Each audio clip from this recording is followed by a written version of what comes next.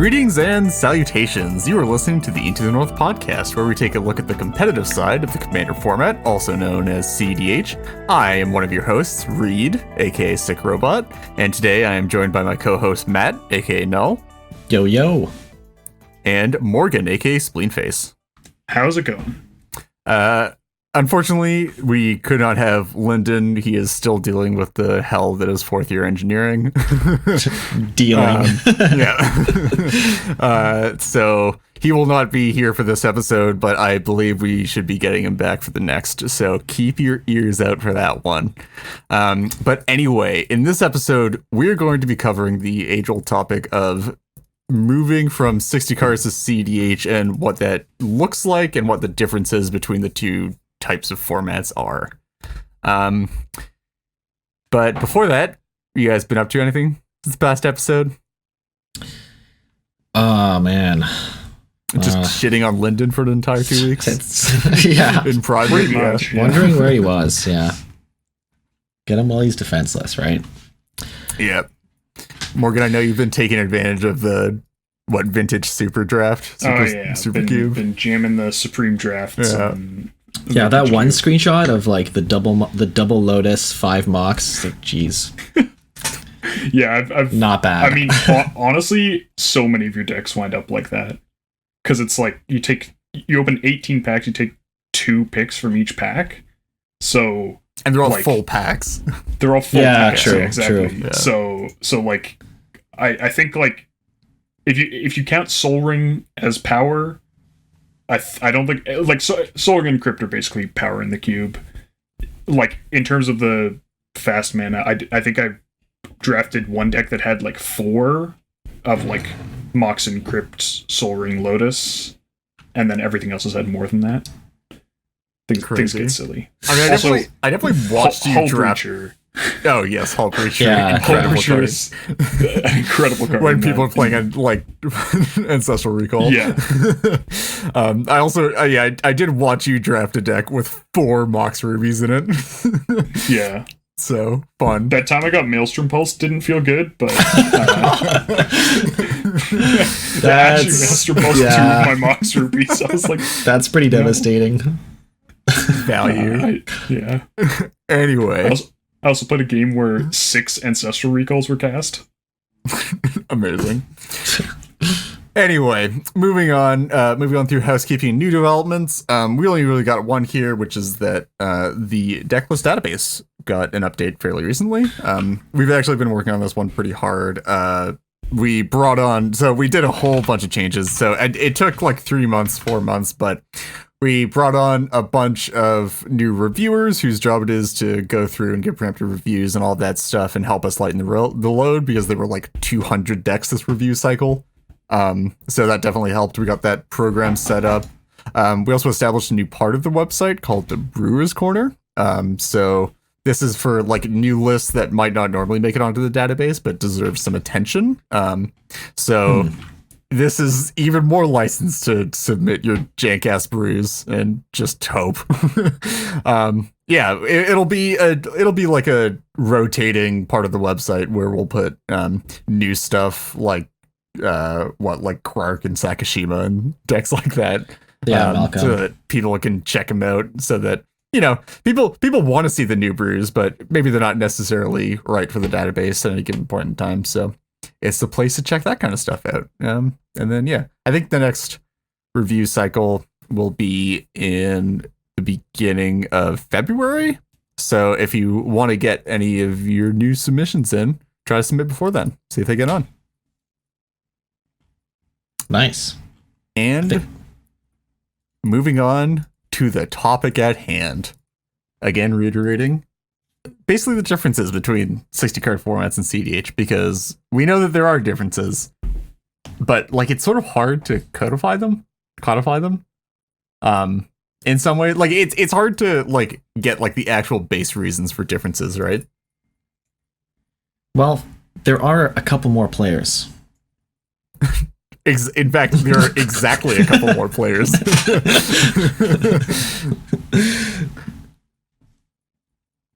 So first topic we have here as a major difference that we sort of wanted to cover is sort of the differences in how combat damage and damage in general work in the two formats, right?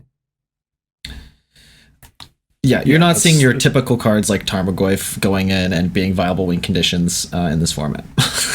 Unfortunately enough. I mean, I personally would love to run Tarmogoyf in a valid cEDH deck, but it just is not to be. Yeah, it's definitely one of those things where, I mean, people always say, it's irrelevant, and it's not irrelevant, but it generally isn't how games are decided, and so certainly that obviously changes how you evaluate creatures in particular, but it also has a bunch of knock-on effects that sort of weave in with a bunch of other things we're talking about, particularly, with regards to things like win cons and pressure. So yeah. I definitely would say that, like, it's, and just to give background behind this for anybody that's not familiar with cEDH rules, although, I mean, you're listening to our podcast, so I don't know how you got here. Thanks for listening, I guess, but I don't know how you got here. Yeah.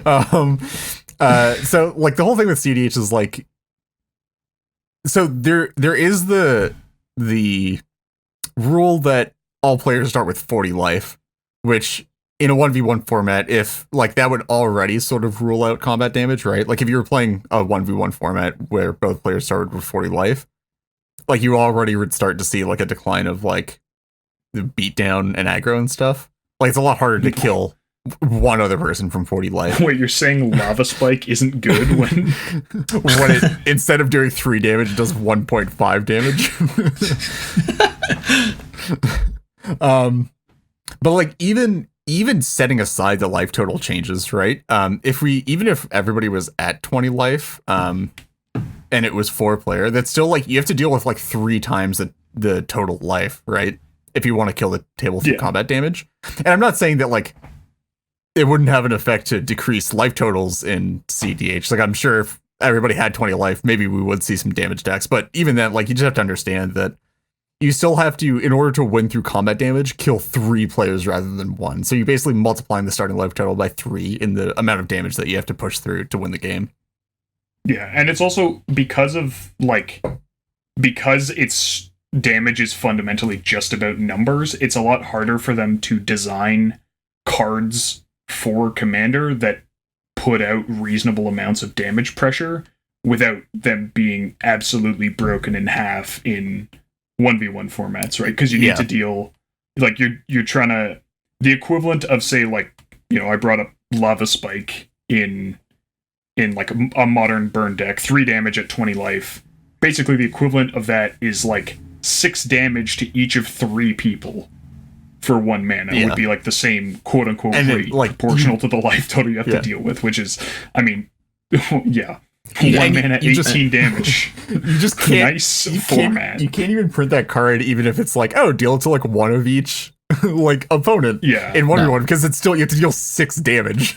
You can only effectively restrict it to Commander by having like you can only really equal to your number of opponents times each opponent. Each opponent. Yeah. Just like it's just the space for printing like EDH appropriate damage dealers into existence at all is just like it's such a niche, and like you have to put in so much work to get the wording correct so that it's not broken in 1v1 formats that like we're just not likely to ever see it unless it's on like specifically a Commander that doesn't necessarily work in 1v1. I don't know what that looks like. I mean, like Torbrand might be a thing, but I don't know. It would have to, like, in my opinion, it would have to be like a Commander that doubles damage and then also copies spells targeting opponents or something like that. Like, but like you just, if you wanted to play burn, much, like you just have to like you have to think about like just think about like how much text that Commander has to have in order to make burn viable. To just cEDH, provide this like tiny niche, which just seems like also like not good for a set to have a card like that. Yeah, no, not at all.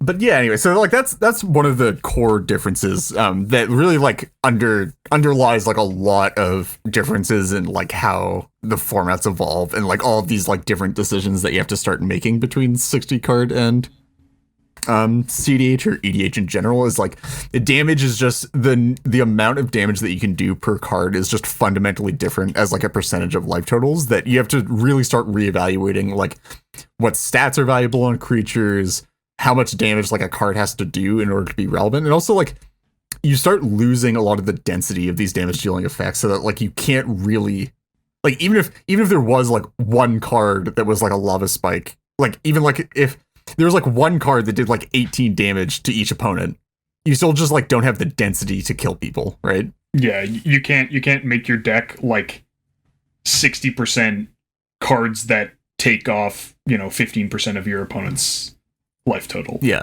Like there just aren't that many cards to fill in. You'd need like a much deeper just 6, the equivalent would be basically you'd need 6 lightning bolts ish in a 100 card deck, and you're only allowed to play 1. I mean, that's actually sort of, I think that's a good topic to pivot to, even though I guess we don't have this in show notes, but I just realized now that it's something that we need to talk about and sort of more in depth, is like, it's because it's a singleton format in comparison to 60 card formats where you can play 4 of whatever you want. In 60 card formats, it's relatively very easy to achieve a density of effects that you want for any given strategy. Obviously, Burn has a lot of options, but even for relatively niche effects like Devoted Druid combo in Modern, where Devoted Druid is like the only card that works with Vizier, and Vizier is like the only card that works to make infinite mana with Devoted Druid, you can still, like, you can play 4 of each tutor for them, you can play 4 of each of the combo effects, whereas in, like, EDH, it's both a larger deck size, so it's more diluted, and you can only play 1 of each of those effects. So it's like, you have all these effects that have only been printed once that you really want to find, but you can only play 1 of them in your larger deck, right? Which, like, sort of base at its core changes how you have to build EDH decks and cEDH decks. Yeah, you're incentivized to play these tutors that have a wider reach, so you're not stuck with these dead cards. In the case that you've expended, for instance, your only Thassa's Oracle. Yeah, and I think that provides like a good sort of transition into like the next thing, particularly with like card relevancy and card exchanges. So like one of the big things is that, when there is this, like, when you can't really kill with combat damage, which is like the traditional way of actually finishing a game.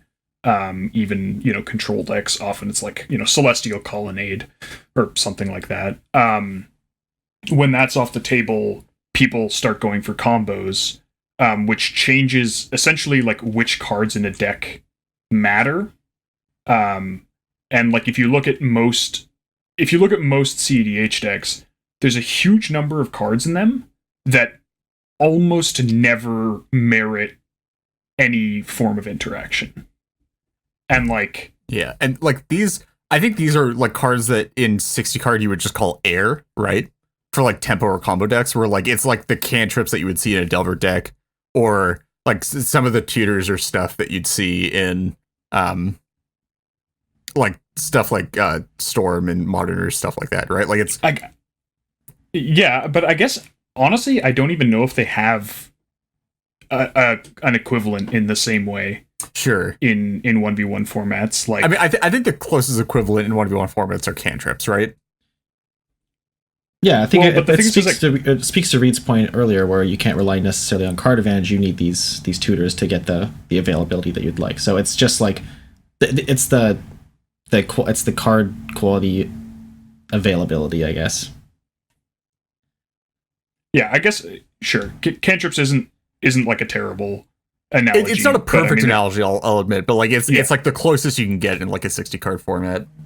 Yeah, where it's like, okay, you're rarely looking to interact with this because you're trying to hit like whatever the few, really important cards is. It's like, oh, that's their engine, or oh, that's like, even if you look at something like Burn, generally you wouldn't want to counter a burn spell versus like an Eidolon of the Great Revel, or something like that, where it's like, okay, this is good. This represents, a lot of advantage or like a lot of damage over time, as opposed to like sort of a one-off that individually doesn't matter a huge amount. Yeah. And you know, in cEDH, this is like, I mean, this a huge amount of this is just the mana, right? Like, no one's ever going to counter your Llanowar elves, or like almost never. Yeah, and that's the whole thing as well, is that like there's such a higher ratio of mana in cEDH than you would see in a lot of other formats, right? Just because it's really hard to play. Again, this comes back to like good card density, right? Or an effect density. It's really hard to play a deck full of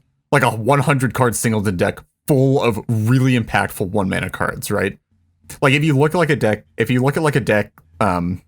like Legacy Delver, like the CMCs tend to be very low, and you tend to have a lot of 1 CMC cards and like only a few 2 CMC or even 3 CMC cards. I mean, now it's different because 4 mana, like 4 color Delver is a thing, and it's everything's check pile now. But like traditional like blue-red Delver or something along those lines tends to like lie very, very low on the CMC curve. Whereas in cEDH, it's just not possible because there just aren't that many good 1 mana cards. So you're sort of forced to play ramp in order to get up to your more expensive, like impactful effects faster than just having to make land drops, right? Yeah, absolutely. Which is like, then, you know, we are talking in part about card exchanges here, which is then part of the reason that, you know, things like 2-for-1s that are talked about in sort of traditional Magic, like, you know, Kolaghan's Command, like, I 2-for-1 to my opponent. One of the reasons they're often not the greatest is that at least one of the things you're hitting is usually unimportant. Like, you know, one of the big things, I think a good example of this is Force of Vigor, which, yes, is technically a 2-for-2 because you're often exiling your green card to cast it. But, you know, that's definitely not this. Force of Vigor is definitely not the same as like 2 Nature's Claims that you can cast at different times, right? It's like, I'll hit like Smothering Tithe. Great. That like warrants a Nature's Claim. And then, you know, while I'm here, like Arcane Signet or something. While I'm here, I'll take your Mox Diamond or your Soul Ring or Arcane Signet or whatever. Like, but it's just sort of, you know, it's sort of just like yeah, it's sort of just like a factor of just like how games work, and like it's very unlikely that you'll have 2 very impactful things on the board at any given time, because like either one of them will have been countered or have been removed before you got to cast the 2-for-1. Dude, don't forget Stolen. Yeah. Also, but it's also just like, yeah, like even then the exchange rate isn't particularly great, right? Yeah, it's certainly a lot of the like the incidental value you get is actually much less valuable than a card. Like the way you would count a card in a 1v1 format. Yeah. And then obviously the other reason that card exchange math doesn't work out the same is that you have 3 opponents, not 1. So if you, for example, 2-for-1 each of your opponents once, they will all have 1 more card left than you. And so again, these cards like a Kolaghan's Command, you know, where in Modern it's like, you know, I got back a threat that they had answered, and like I either answered one of their threats or like made them discard some relevant card. So now I'm like way up. If you do that in cEDH, you're up against one person and you're basically even against the other 2, assuming you return something to your hand. And if you don't, if you destroy 2 things, let's say 1 from each of 2 players, you're now effectively down. You're down versus the 1 person you didn't interact with, and even with the 2 people you did interact with. In fact, you're down on mana against the 2 people that you didn't interact with, because you spent this thing interacting with somebody else. Yeah, exactly. Yeah, and like you're also like the opportunity cost of like, now you have spent your answer and you don't have this answer for something else. Like, it's just the card economy just is, it gets very wonky when there's multiple other players involved. And it's not even like, I think the issue also that people have coming over is you can't even say that it like you just divide how good this card is by 3 because there are 3 opponents now. Like it's not like a K command is now, instead of being a 2 for 1, it's a like 2/3 for 1, because like the way that card advantage and card efficiency scales is just like non-linear just because of like other stuff in the format, right? Like being down mana, being down the opportunity cost, it's not as simple as just like, again, like dividing into 3. And yeah, there's obviously like threat assessment as well, right? Yeah. Maybe if you're always casting your removal spells on the player's turn before yours, like maybe. Yeah. But that's just like so rarely the case. Like what situation would you rather be in? You know, you're playing Legacy and you have 0 cards in hand and your opponent has 3 or 4. Or you're playing cEDH and you have 0 cards in hand and each of your opponents has 3 or 4. Like in Legacy, you know, you've lost. Yeah. It's like just pack up and go. But like obviously, assuming you're not ahead on board or, you know, have some reason that you have 0 cards in hand. Like assuming you have sort of a relatively even game state and they're just up 3 or 4 cards in hand, you've lost. Yeah. But like in this situation, it's like, okay, you have a relatively even game state and your opponents have like 10 more cards than you do. So like haven't you lost even harder? But you don't have any cards, so their cards are going to be pointed at each other, not at you. Yeah. And so then, you know, like you might think that, okay, well, going 1 for 1 is essentially like going 1/3 for 1 because you're down against 2 people. And then the corollary of that is that drawing cards is essentially 3 times as good. But like I think that's actually more obviously wrong. Yeah, that's also a trap. Like, yeah. Oh, I cast a divination. That means I'm up 1 card against each of 3 opponents. Which, like, I think that, you know, you can obviously only spend that card on 1 opponent. Right? Unless you're winning the game, but yeah. From well, like, sure, but from I mean, like a trading, from a trading perspective.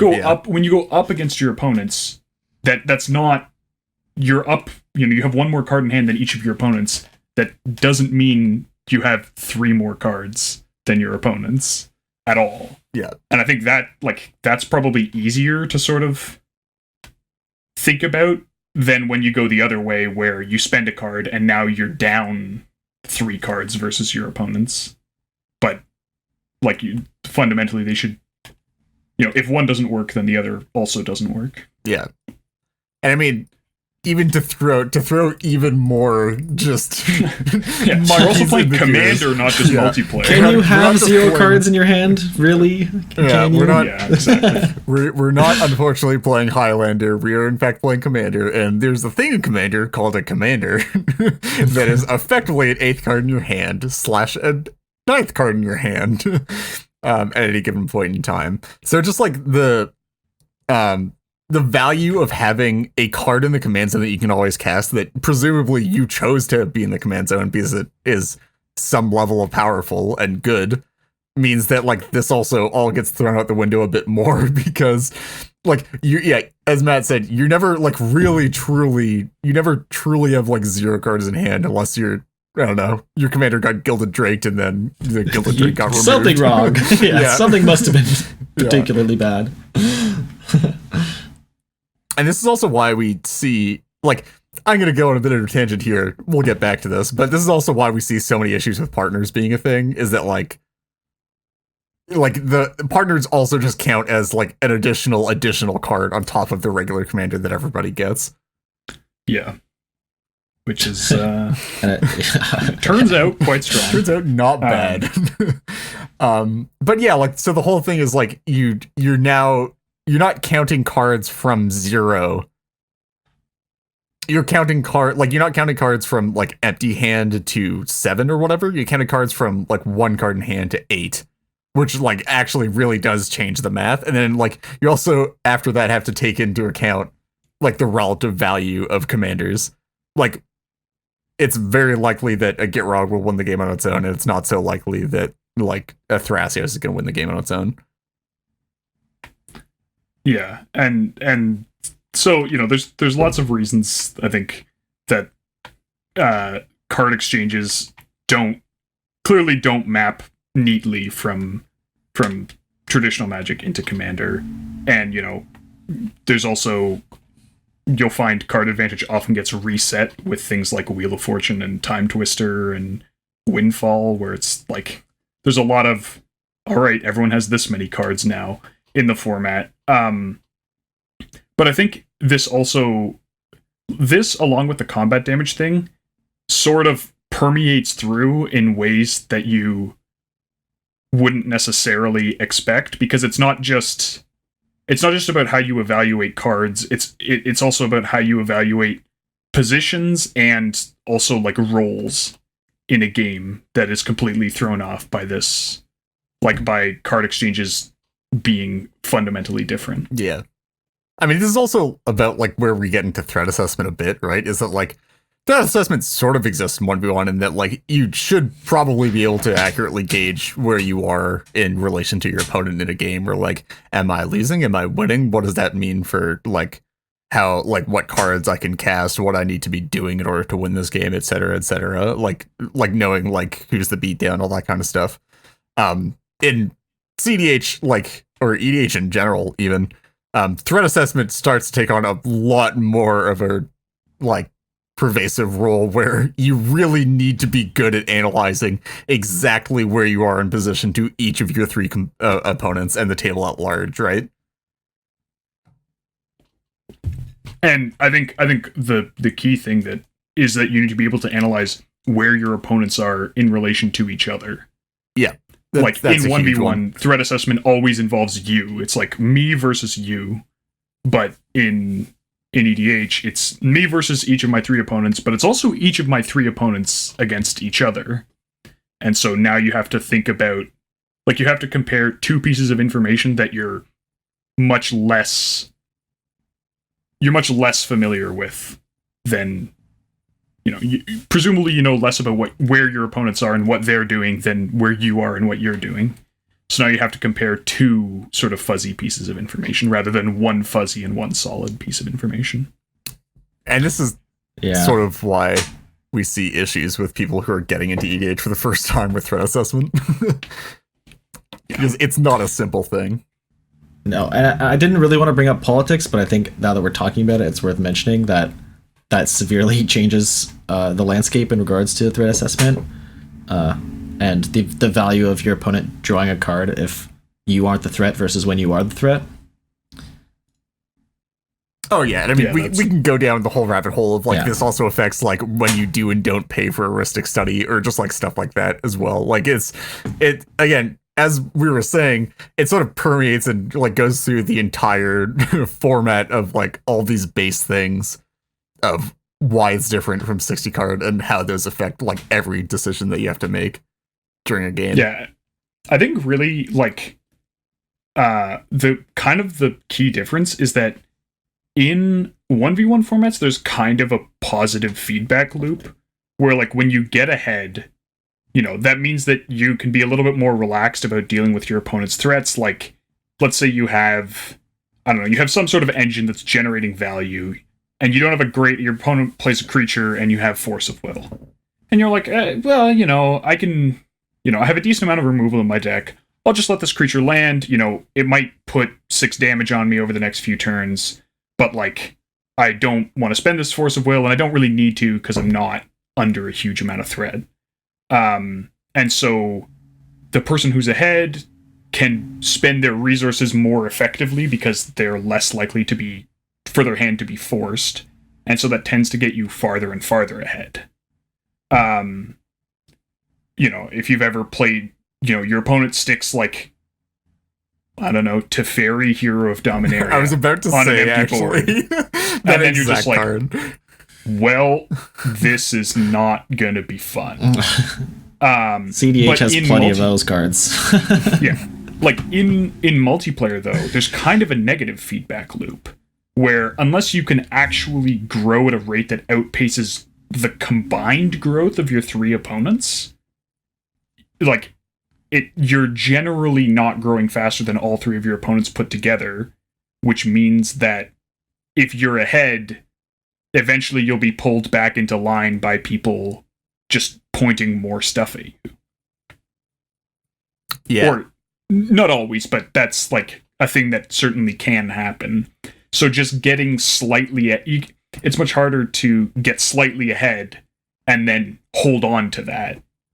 Yeah. And just ride being slightly ahead to victory. Which is like coincidentally also why control doesn't really function in cEDH, because like it's hard to put yourself in an advantageous position and then like slowly accumulate more and more advantage until you just win the game, because like you're just naturally being pulled down. Like there's a constant negative force that you have to overcome to win the game, and like control doesn't really do that in it. Like at most you're going to be like meeting that negative force by like, okay, I have to try to stay up in cards, but like you're only staying up in cards to keep up with the rest of the table, just drawing cards naturally. I feel like the way that I think about it is like the natural equilibrium in 1v1 is that somebody is going to win the game.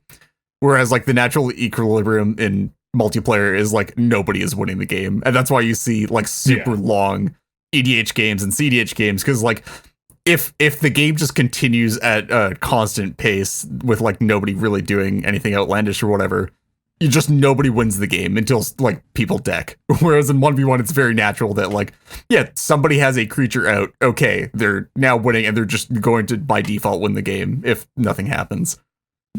Yeah. Anyway. Yeah. So I guess that we can move on. Control doesn't work in cEDH in the same way, but there's definitely other types of, archetypes and concepts that aren't the same. So the next one we have here is tempo. Yeah. I mean, so tempo is sort of a weird one, right? Because first of all, tempo as a concept is sort of hard to get anyway for like 60 card.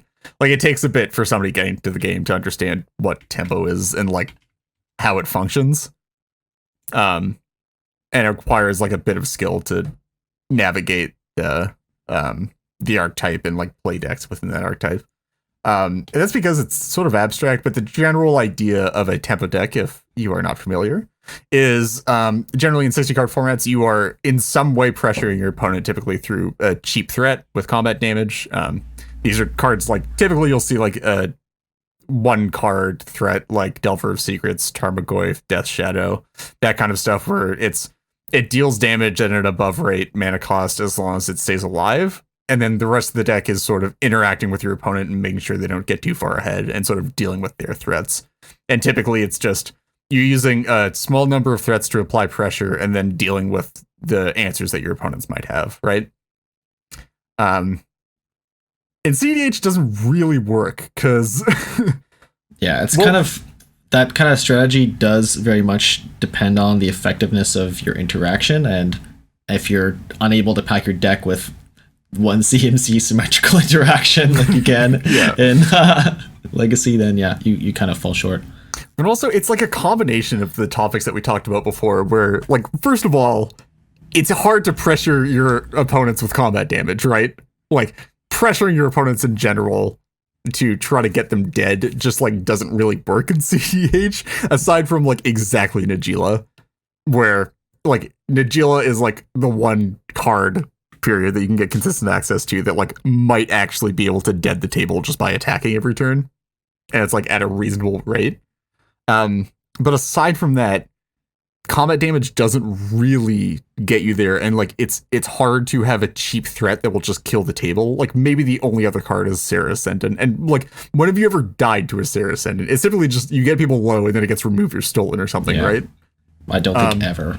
Yeah, I think I've died to a Sarah Ascendant like once or twice, but usually it like that card is theoretically insane in this format, and I think that's an example. That card can very easily be 1 mana, deal 20 damage, and that's like not a staple. Yeah, right. Like it goes in some decks. Yeah, but like it doesn't go in more decks than it goes in, despite 1 mana, deal 20 damage. Its best feature is that it's a 1 mana flyer with Tymna. Yeah. Exactly. I mean, like, it's also okay. I'm gonna get into this quickly, not very long, but it's also the fact that like you can't play like 8 Sarah Ascendants. You can only play one Sarah Ascendant, and it's not particularly easy to find. I mean, you can find it, but you'd rather spend Not that you want on to. other stuff. Yeah. But so it's like a combination of like tempo. Sort of the two pillars of a tempo deck are its ability to quickly get its opponent dead in a relatively fast manner. Maybe not as fast as like pure aggro or burn, but like you can consistently like put pressure on your opponent and make them start having to make difficult choices early, and then interacting with them. And both of those pillars of the archetype just get disrupted by EDH stuff, right? Because your combat damage doesn't really get there. And also now your card exchanges are bad, and now you can't, like, playing 1v1 interaction isn't as good to protect your stuff and stop what your opponents are doing. And it's like, it's hard to lock down your opponents with purely interaction. Like, you have to have proactive disruption in order to stop all of your opponents from doing stuff in cEDH. And then you also have to simultaneously not be the threat, because then it's 3 versus 1. Correct. So it's just, so like tempo as an archetype and traditional tempo doesn't really work, but it does work in another sense, which is that you, instead of pressuring life totals with damage, you pressure people to die through combos, typically efficient combos, and then you interact with basically the very key stuff that your opponents are doing. Because the one thing that does make it easier to interact with your opponents, aside from all the card quality stuff, is something that we talked about before, which is the ratio of air to non-air in opponents' decks in cEDH tends to be a lot higher than in 60 card formats, where it's really, really difficult to go 1v1 or 1-to-1 with like Jund or a control deck in other formats, because all of their cards are live and they're playing very few cards that don't do anything and are do nothings. Whereas in cEDH, you can a lot of the time counter a single card, and now that opponent's not doing anything for a while. Yeah, like there's no equivalent in modern, or I mean there are equivalents with some decks, but you know, someone casts Thassa's Oracle and then they cast Consult and you counter the Consult, and then basically in terms of them winning, they're like actually back to square one. Like you have to start over. You either have to get those pieces back somehow, or find a different, find your backup combo or whatever. Whereas like if you're playing against Jund and they stick the Tarmogoyf, and then you're like putting out blockers and they're getting bolted and decayed and whatever, and you're like getting hand attacked, and then you finally manage to you remove the Tarmogoyf, but you're at like 6. When they slam the second Tarmogoyf or one of the other threats that represent, like let's say even if they're just playing 10 of their 60 cards that effectively put damage on and pressure life totals, when they draw into another one of them, you're now back to being still, let's say I'll say 15 just because it makes the math nicer. Sure. If you don't, they're at 5. You've dealt 15 damage with your Tarmogoyf. Like when you play the second Tarmogoyf, you're already 75% of the way to killing them again. Yeah. Whereas, when your first combo gets stopped, it's just as hard to assemble the second combo as it was to assemble the first combo. Whereas, yeah, when your damage source gets interrupted, it's much easier to kill your opponent from where they start when you find the second damage source. Yeah. It's hard to make that kind of proactive progress, and you can't just win strictly through value, which is I think the only really proactive thing you can do in the format. As much as I would like that. Yeah, I mean, Matt, well known for playing 4-color value piles. God, I can't imagine if it was possible to win through pure value in games of cEDH, I'm sure Matt's win rate in our local group would be through the roof. Just a natural Thassa's Oracle with enough blue devotion. It's fine. Combos with Ristic City having a blue and its mana cost. But you can be proactive and attack your opponents in other angles, like Reed mentioned, such as denying mana. which is much weaker than other formats like Legacy and Modern, because in a general sense, like mana production is not just efficient. Mana production isn't just centralized on lands, but it's also in artifacts and just other ramp like dorks. Like, it's just because of what we went over earlier with the, like, you need to produce more mana in a shorter time frame in cEDH just to cast your higher CMC cards.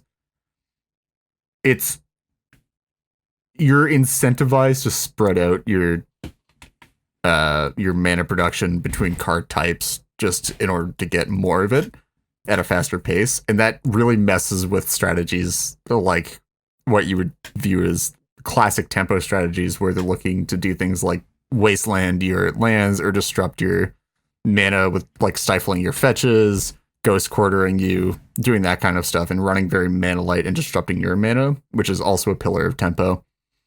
But it's not really as easy because it's hard to, first of all, again, card economy completely different. It's strip mine is nowhere near as good. You can't just deny somebody's entire mana base with a strip mine in this format. No. But also, it's really difficult to take people off of mana completely. Even if you were to, say, Armageddon your opponents and do mana denial that way, it's still likely that they're going to be able to cast spells. Yeah, and another thing that I think at least merits a mention is that because of the lack of sort of pressure in terms of life totals, it's much more difficult to put people in a position where they actually can't develop their mana. Like, if you've ever played, some of the decks in Modern that have, like, ramp cards in them, it's often quite awkward. It's like turn 3, and your opponent has just curved, like, 1-drop, 2-drop, and, like, okay, you're facing down 5 damage on the board, and then, like, okay, are they going to be burning me or whatever? What's going on here? And then you're looking at, like, or say what they've curved 1-drop, 2-drop, 3-drop, and then you're like, okay, well, I either have this, like, sweeper, or I can play my, whatever it is, like, my something like Wilderness Reclamation or Migration Path. Was that the cycling? Yes, I think. Yeah, like the 4-mana sorcery that searches for 2 lands. Like, if that's in your hand, oftentimes on turn 4, if you're tapping out to cast that, you're just, like, you can look at the board and go, if I tap out to cast this, I'm dead.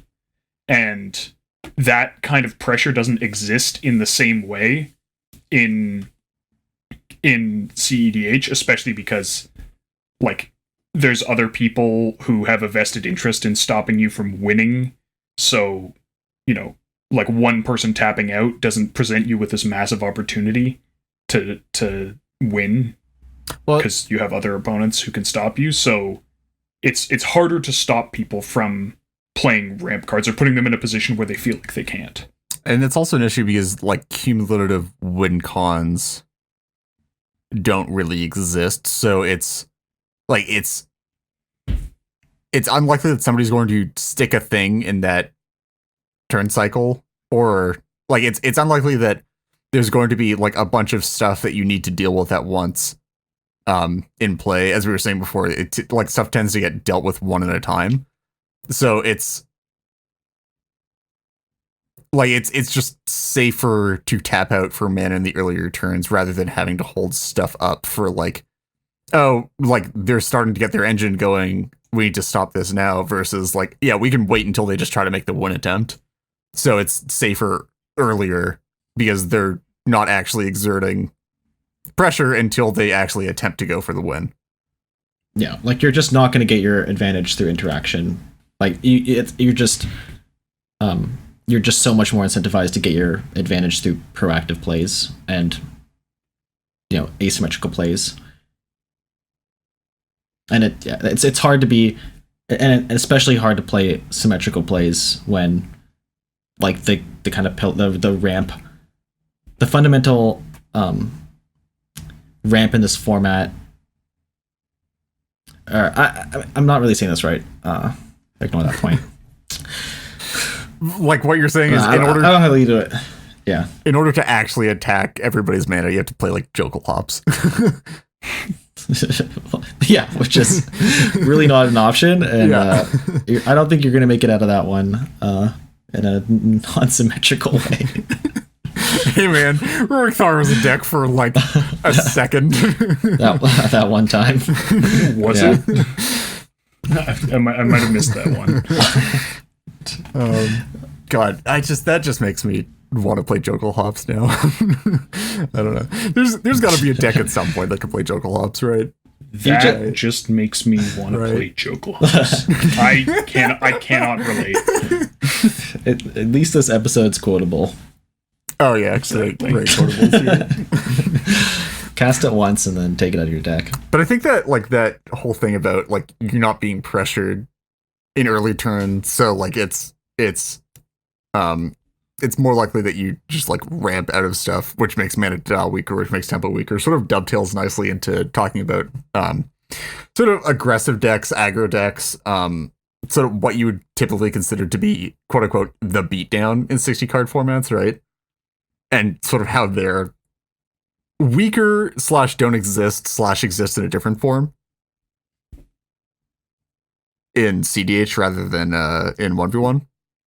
Because you certainly can't do the damage required in earlier turns. You can't really establish threats. I mean, believe me, I've tried. I've played Ishai Timna. It's a thing that I've attempted to do. But it's You know not what? You really cast that Ishai. great. I saw you cast it. Yeah, I mean, I definitely I've killed people with that deck with the Ishai beats, but I've like the deck's really more of a like it's more of a tempo deck. It's just hard because like for aggressive decks, if you want to kill somebody with combat damage in EDH, in cEDH even, and you want to be aggressive while doing it, it's hard to dedicate all your slots because it's just fundamentally slower than like combo is also I think like one of the underpinnings where typically combo will just kill faster than aggro. There's not much of a reason to play aggro because you also can't play like all the redundant effects required to play like a resilient aggro deck where you're sort of set like combo decks already play like very specific cards and don't play a lot of redundancy, and once you put like aggro on the same playing field, it's just like it doesn't function as well, I feel like, right? Well, so I guess it kind of depends on what you define as aggro. Like, obviously, in 60 card formats, aggro is typically reserved for like decks that are dealing damage.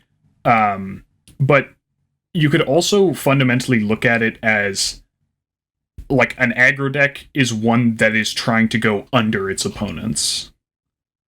So then, like things like Turbo Nas would sort of fill that role in cEDH, and there are certainly some similarities between the way Turbo Nas plays and the way something like Burn plays.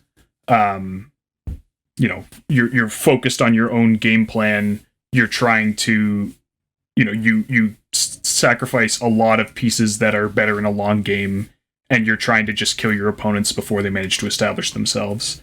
But then there are also some fundamental differences. Like, as we mentioned earlier, because the win cons aren't sort of cumulative in the way that damage is, if you try to win and you almost win and then don't win, you're not almost winning still.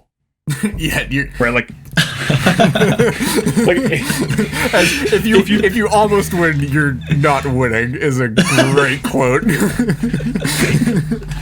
Yeah, if you're like, well, but in Modern, if you almost win, you're often still almost winning, right? Yeah. Like, if you're Burn and you get them down to 3, they better be feeling pretty nervous, right? It's like, all right, I have to top deck an answer for every single bolt that this person could draw, or I'm just gonna die. But like, you almost win, right? You go like Dockside, Dockside Ritual ad nauseum, oh, my ad nauseam got countered. Well, Like, yeah, you're not exactly in a great spot. It's not like just any old top deck will put you back in it. And so like the decks that are trying to go under,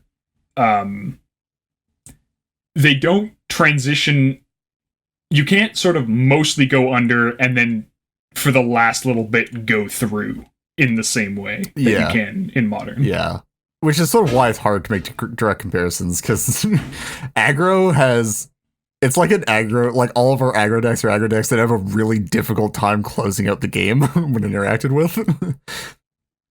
Yeah. For reasons... Like, you just can't quite get there. I mean, obviously, Terminat's decks work and they kill people. I'm not saying that, like, they're not good decks and valid decks. It's just, like, compared to, cumulative things, they just... It's like a really, really fragile aggro deck. It's also hard to get this terminology across to 60 card players because, like, the archetype that we call aggro already exists in 1v1 formats as aggro combo or just combo. Yeah, like fast combo. Fast combo.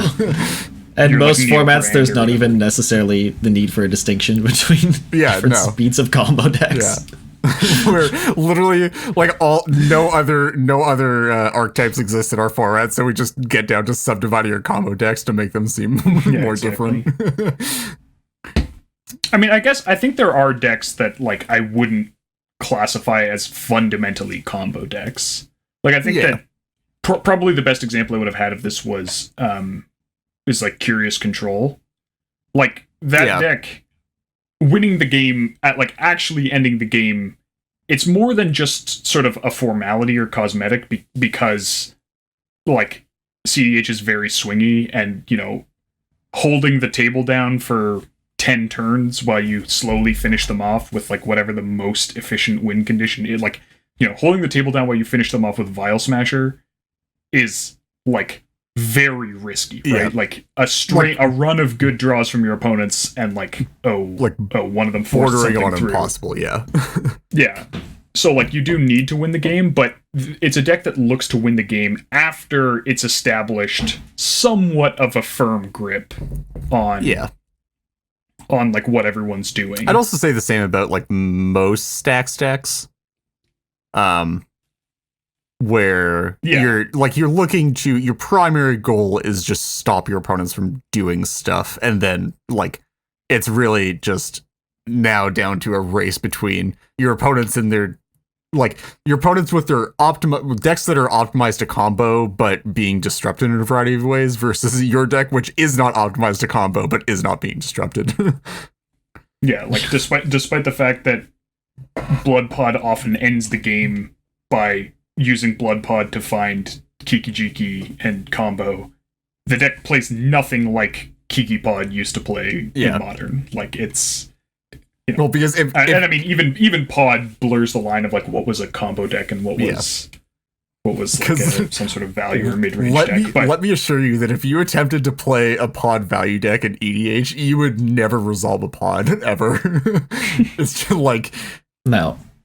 You're gonna attempt to use it for value, and it's going to be removed within the turn cycle. It's kind of like unfortunate when you're playing Yasan. It's almost exactly the same. Like or Vanifar. Or Vanifar, yeah. Yeah. I mean, sure. Like, imagine trying to convince your opponents that you can't win with Vanifar when they let you untap with it. It's like, no, I swear, guys. Yeah, right. Kill it with fire.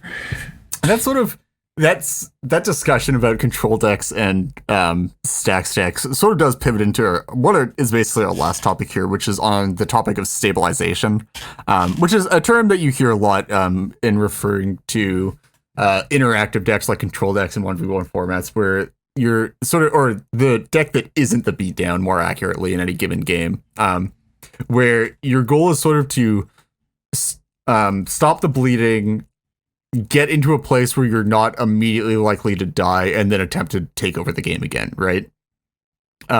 Which, like, you basically put a stop to your opponent immediately threatening your life, get some cards ready to go, establish some hands so that you can, like, remove any future threats, and then get into a place where you can now safely go for a win. And stabilizing in cEDH looks a lot different from that, right? Because as Morgan was talking about earlier, like using Kira's control as an example, because it's probably the closest that we really have to like a functional control deck in the format. And even then, like now it's not really. It's like less of a control deck and more No, just, it's not. it's like it's a combo deck with like power classings in it now, unfortunately enough. But like before at the time, it was really like you were never really truly stabilized, right? You never were really holding the table down and like, okay, I have 2 extra counter spells in my hand. My opponents don't have any threats in play or in their hand. Like I can ride this and just like take natural draws until I win the game and like potentially deal with anything they come down with. It's like, no, those 2 counter spells are like, one person draws a Ristic Study, you sort of have to get rid of that. One person draws an Ad Naus, you sort of have to deal with that. The last person like casts the Get Wrong monster out of their command zone and now you lose the game. Like, yeah, it's really, really difficult to truly stabilize in cEDH just because you're drawing against 3 opponents, which is like, it's incredibly difficult to outdraw 3 opponents. Like, no matter how far ahead you are. Yeah, like in 1v1 formats, when you're playing control, you'll often hit a point where you're like, okay, as long as like 1 of my next 4 and 3 of my next 10 cards are like, you know, somehow gas. Maybe that's some sort of threat or interaction or more card advantage or whatever. Like, I'm fine here. You know, there's nothing that they can do. I can answer whatever they play, and, you know, I have extra cards or whatever to tide me through, you know, drawing 3 lands in a row. But, like, you'll never hit that in cEDH where you're like, oh, yeah, you know, unless I draw nothing, unless I draw stone nothing, there's no way my opponents can win this game. Like that, you never hit that situation in cEDH, Which is no matter how, like sort of why combos are also required, right? It's like it's really funny how for almost completely different reasons, aggro decks and control decks are required to play combos in cEDH. Where like aggro decks can't really kill you with combat damage, so they need to find a way to do it all at once.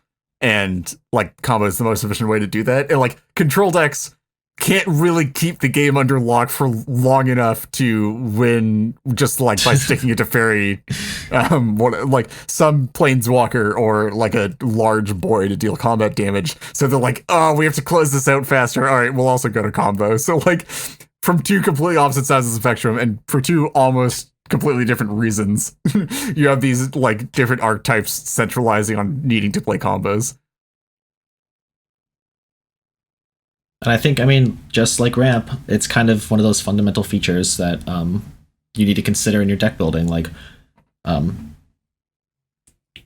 as much as you would like to fit into these types of categories, like you do need to consider that you're moving at the pace of the other players, because you know, you can't proactively use interaction to get back into the game. You have to, you know, be moving at the same pace, but also you need to be able to win just as fast. Yeah, 100%. I think that might be it for our topic at hand, unless anybody has anything else to add. Actually, I want to add one thing on stabilization, just a small little tidbit. We talked about like Remora and Mystic being these super swingy kind of anti-stabilization cards, but another category is wheels and these like resets. And specifically with wheels, it's bad because your opponents are incentivized to collude on getting a wheel to resolve, which is much different than the case of a Ristic Study, where it is, generally speaking, 1 versus 3 on that card, those types of cards. Yeah, definitely. Yeah, I think it's actually something that I was talking about earlier today with... Can I say this? Callahan? Yes. Gameplay video should be out. You know, I was more thinking about like, is this video going up before we release this episode? Probably. Almost certainly not. Yeah, I was actually talking about Callahan. We're talking with Callahan earlier today about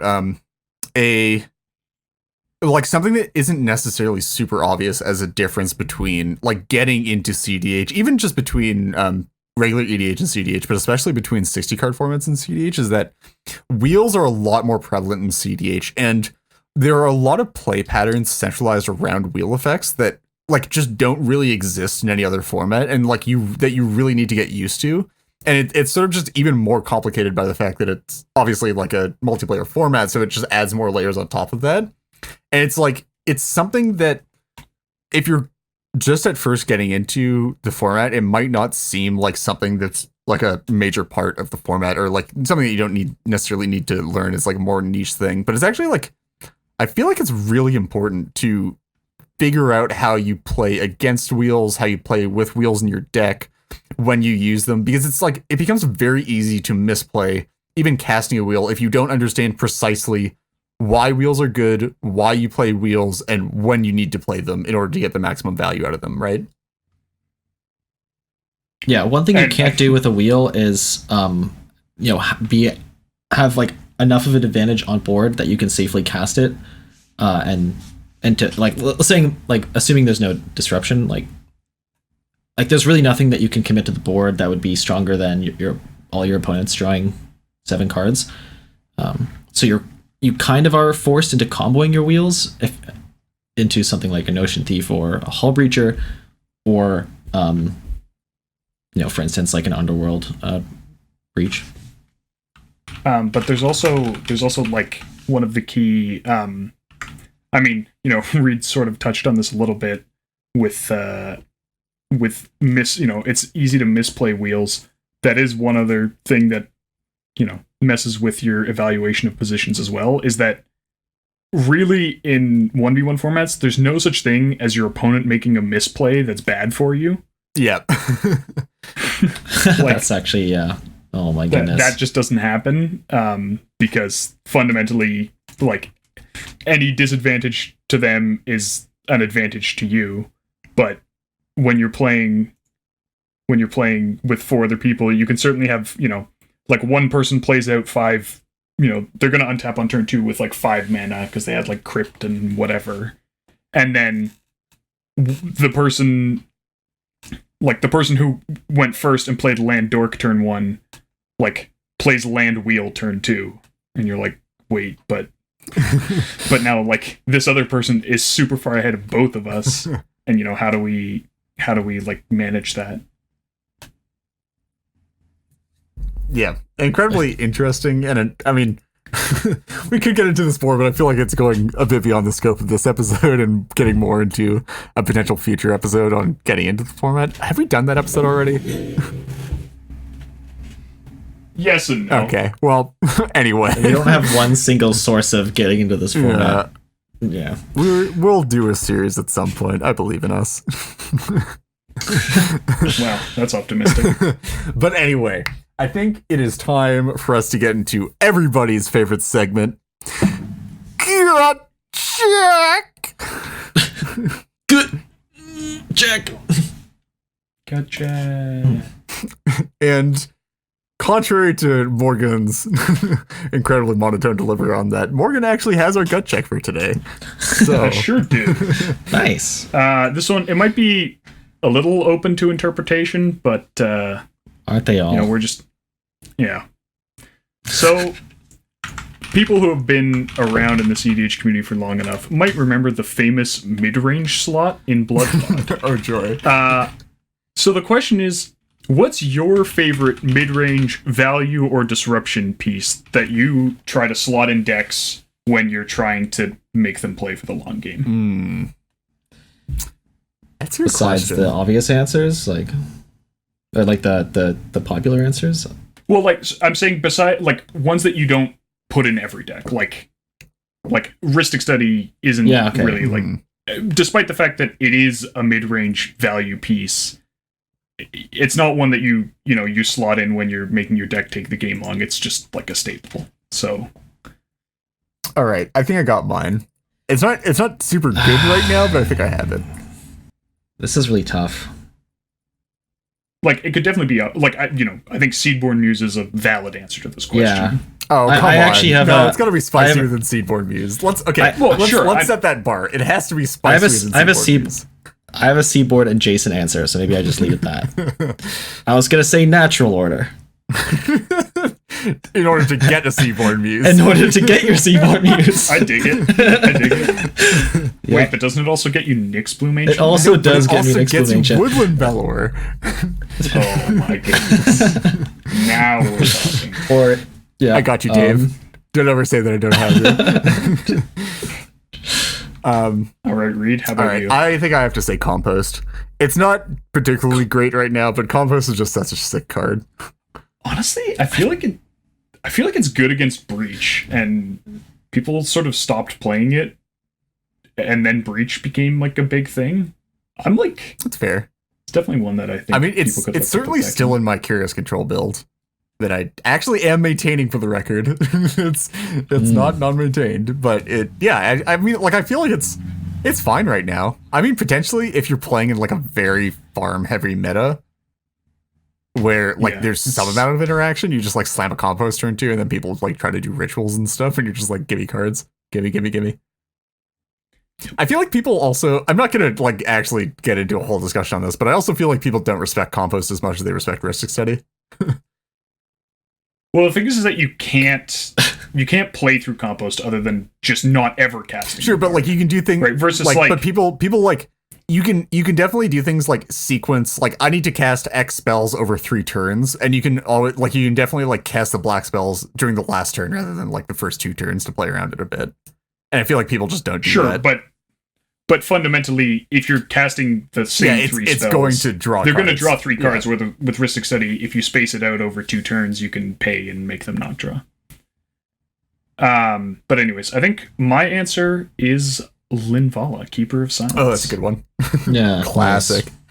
That just a lot of decks have a really hard time answering her. She doesn't die to Abrupt Decay. That, in fact, is my least favorite thing that she does, is not die to Abrupt Decay. and then also, like, you can certainly get to the point where it's not quite worth it. You know, while everyone wants her gone, it's not quite worth it for any one person to actually invest in removing her.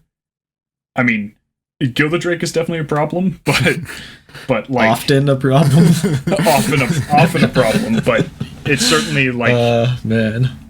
When Linvala shuts down multiple opponents, it's always like tricky. It's tricky for those opponents to decide, well, if I commit the resources, you know, the card and the mana to deal with this Linvala, whatever shape that takes, then like that means 3 of us get to use our creatures again. You know, like I get to activate Thrasios, but they also get to activate Thrasios.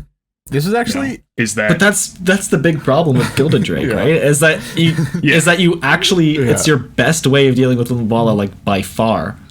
Yeah, absolutely. There was also the issue with it was a playstyle that I didn't particularly enjoy, but I thought it was very interesting about pre-Oracle Flash Hulk meta, is that like Linvala was actually a very good card to play because once you resolved with Linvala, if there were like multiple Flash Hulk players at the table, none of them actually really wanted to remove it because like typically by the time somebody found an answer, everybody would have found their Flashes and Hulks. And then as soon as you remove it, like it's just, okay, well, somebody else can now Flash. That's not great. I don't want somebody else to Flash over my Flash. Because I think, man, I could go on for days about the pre-Oracle Flash Hulk meta because I think it was interesting. It was toxic, but it was interesting. Some of the playstyles that emerged out of it were like the only real time when Flash won early was when, or like the only time when like Flashes won earlier on in the game were like when not everybody had found their Flash yet. Because once everybody had found their Flash, now it gets into like a sandbag cheese off. No, then it's I have to get to the point where I can beat everyone's interaction and their Flashes, which is like what Linvala actually sort of excelled in. Is like Linvala bridged the gap from like it. It actually, ironically enough, lets all of the Flash players find their Flash, and then once it gets to that point, it then gets removed, and then it gets into a cheese off. Yeah, I guess that was when we were talking about how, you know, damage. The lack of combat damage sort of throws off a lot of evaluations. We forgot to mention that makes Gilded Drake actually the dumbest card. Actually hilarious. It's not okay at all. Anyway, that about wraps it up for this episode. If you guys would like to reach out to us with any questions, comments, or concerns, you can contact us on Twitter at Into the North Pod, via our email at intothenorthpodcast@gmail.com, or on our Discord server, the invite link for which can be found in the description for this episode. An extra special thanks to all of our patrons who help cover the expenses for our show and allow us to work toward improving the quality of the podcast. If you too would like to become a patron, we are at patreon.com/intothenorthpodcast. Another way you can support us is via our TCG Player affiliate link. Anytime you want to purchase something from TCG Player, if you use our affiliate link, which is in the podcast and YouTube description, a portion of your purchase goes towards supporting the podcast. Thank you, as always, to the band Vox Cadre for our lovely podcast music, to Nate Slover for our equally lovely podcast logo, and to our long-suffering podcast editor, Roadkill. Next episode will be out in 2 weeks. Until then, see ya. Bye. Have a good one.